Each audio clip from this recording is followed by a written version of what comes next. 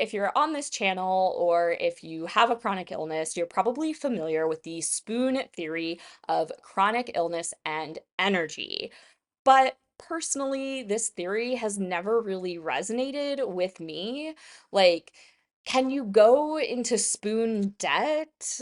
Can you use half a spoon? And aren't spoons just a different form of currency? So couldn't it still just be like the cash theory of chronic illness and energy? Not to diss on spoonies or different ways of looking at things, but here's another way to look at chronic illness and energy that, for me, I think is a little bit more relatable and it's anti-capitalist, if you're into that sort of thing. Personally, I love tech, so I'm going to use batteries in my example. You can replace the word battery with mana, hourglass, really anything that fits how you think of energy. So we have three batteries: battery A, battery B, and battery C. Our A battery is our activity battery. That's the battery we use to do day-to-day activities. Non-chronically ill folks usually use this battery throughout an entire day, and then they refill that battery or recharge it when they get a good night's rest. Now, I've heard that some people have a model of battery that restores its energy or recharges through exercise. Now, while I've met people with this model of battery, I personally don't have that model and can't really speak to how the heck that works. So let's just think about batteries that need rest to recharge right now. For us chronically ill folks, our A battery very, very rarely charges to 100%. It's kind of like the battery from that 2008 smartphone, the very first iPhone that came out, where you'd plug it in at night, and even though it charged all night, it was still at like 90%. That's our battery. And just like that early smartphone battery, our batteries deplete way faster than folks who have a non-chronically ill battery system. And just like with a smartphone, the more things we have going, the more apps we have running, so to speak. So that is the more things we're doing, the busier the environment, the more challenging the task, the faster that battery life drains away. Good thing we all have battery B, our backup battery.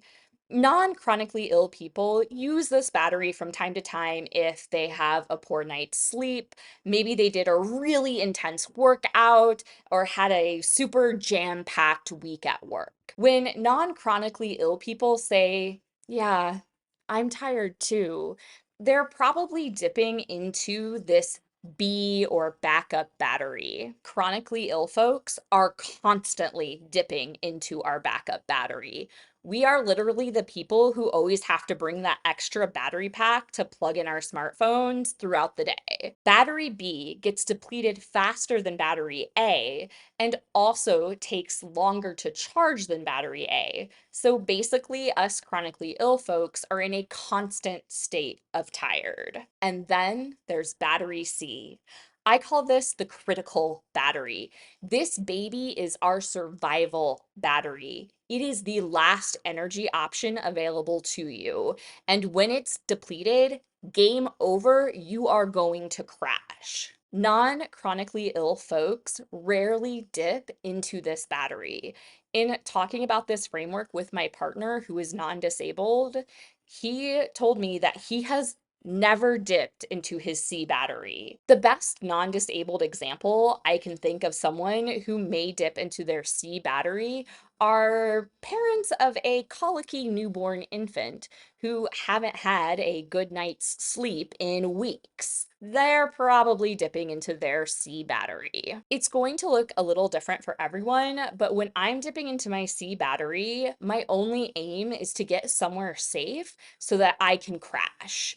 My speech is going to become slurred. My mind gets disoriented. I feel like I'm carrying a 100-pound backpack through quicksand. When battery C is depleted, my body literally shuts down. I can't move my body. I can't maintain an upright seated position. I will fall asleep wherever I'm at. I cannot keep my eyes open. It's so intense that if my partner tries to wake me, he often cannot wake me. Now, battery C gets depleted faster than battery B and takes longer to charge. So when we rest, first battery C is getting charged, and then battery B, and then battery A. For us disabled folks, since our batteries charge more slowly, we need lots of rest. And also, since our batteries deplete more quickly, we need to rest or plug into a charger regularly throughout the day to top up our batteries. The fancy term for this is called pacing, where we break up activities throughout the day with intervals of rest in between instead of trying to push through everything and completely deplete our batteries, which makes it so it takes longer for us to recharge. And don't forget that energy depletion can be a combination of physical, mental, social, and emotional energy. Even if you sit at a desk all day, any mental, social, and emotional tasks that you're doing, they're going to deplete your battery. So just because you didn't move very much doesn't mean that you're not depleting your battery. So having this battery system has been a game changer for me and my partner in talking about my energy levels. In the morning, when he asks me, "How's your mana?" which is how he thinks of energy, I can say what mana level or what battery I'm on.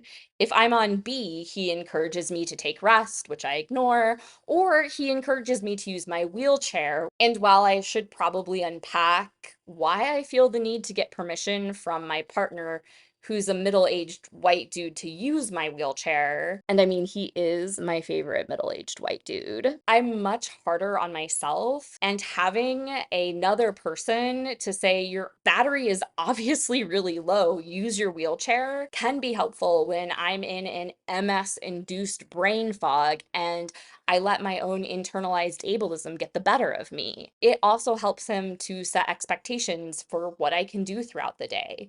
If we'd planned on having a date night and my backup battery is the battery that I'm on, we know that we can't travel into central London and go to a really busy restaurant because that'll just deplete me and make me crash. Instead, we stay closer to home and do something more chill together so that my batteries can start to recharge or deplete less quickly. I hope this all made sense and that maybe this model of thinking about your chronic illness and energy levels resonates with you and maybe a good starting point for you to talk with friends, family, your partner about what it's like living in a chronically ill body that has a battery of a 2008 smartphone. As always, please feel free to leave a comment and subscribe to help more people find this content. Thanks for watching, and I look forward to seeing you again soon.